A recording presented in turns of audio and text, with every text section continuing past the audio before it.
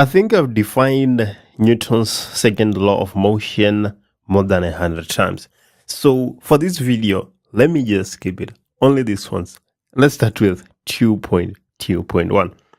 The coefficient of kinetic friction between the slope BC and the block M2 is 0.2. Draw a labeled free body diagram for block M2. Let's go ahead and take a look at block M2 and see what we can do.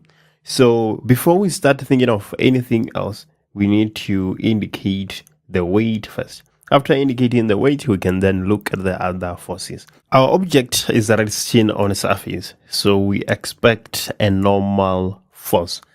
M1 and M2 are connected by a light inextensible string, so we are going to have our tension force.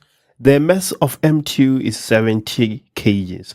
The mass of M1 is 12 kgs. So it would make sense to assume that M2 is moving down the slope. If that is the case, then the frictional force will be up the slope. 2.2.1, it is for 4 marks, and we have 4 forces on our free body diagram. So we are quite confident that we have not missed anything. Let's go ahead and do 2.2.2. Calculate the magnitude of the acceleration of the system. Show all steps in your calculation. Well, let's start with M2 because we already have a free body diagram. So this is for M2. Why am I writing M2? I want to show the person that is marking my script exactly what I'm talking about. Yeah, I don't want any confusion whatsoever. So F net is equals to MA. This is how we always start. What do we say now? We say the force pulling the object minus all the forces that are opposing. M2 is sliding down the slope. That is due to the parallel component of the weight. So we have FG parallel minus the frictional force minus the tension force being equals to MA. So how do we calculate FG parallel? That is mg sine of theta. So we're going to have 17 multiplied by 9.8 multiplied by sine of 30 degrees minus the frictional force.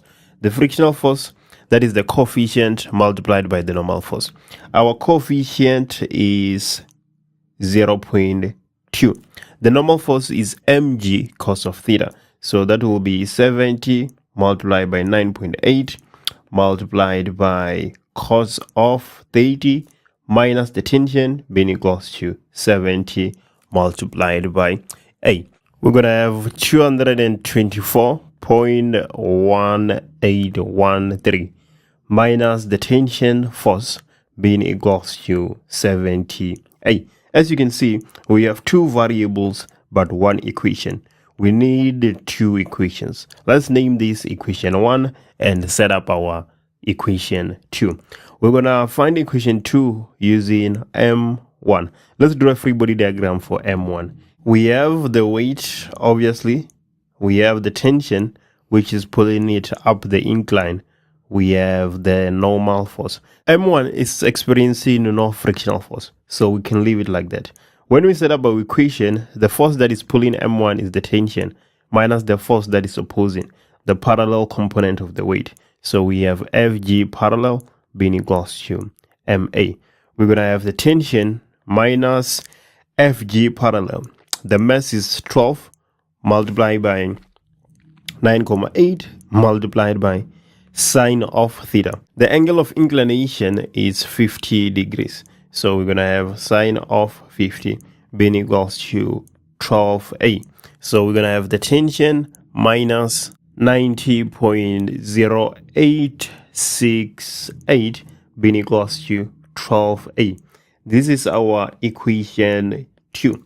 Let's add the 2 equations. We're going to add the left hand sides together and the right hand sides together. Minus tension and plus tension will cancel out. We're going to be left with 224.1813 minus 90.0868 being equals to 82A. This is just 134.0945 being equals to 82A. We need to divide both sides by 82, obviously. And if we do that, we're going to get an acceleration that is equals to 1.64 meters per second squared. We are only interested on the magnitude. We don't need to indicate the direction. 2.2.2, let's do 2.3. So 2.3 is saying that if the angle of slope BC is decreased to 20 degrees, initially it is 30 degrees and now it is being decreased to 20 degrees. Will the frictional force between the block and the slope increase, decrease, or remain the same? Explain your answer. So the frictional force is going to increase. Let me show you why. The frictional force is equals to the coefficient multiplied by the normal force.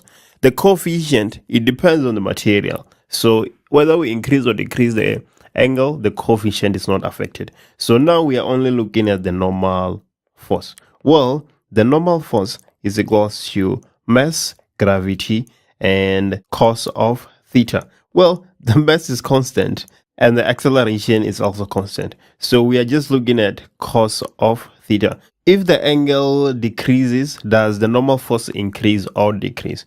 We know that cos of 0 is 1 and cos of 90 is 0. If you decrease the angle, the normal force increases. If you increase the normal force, the frictional force is going to increase.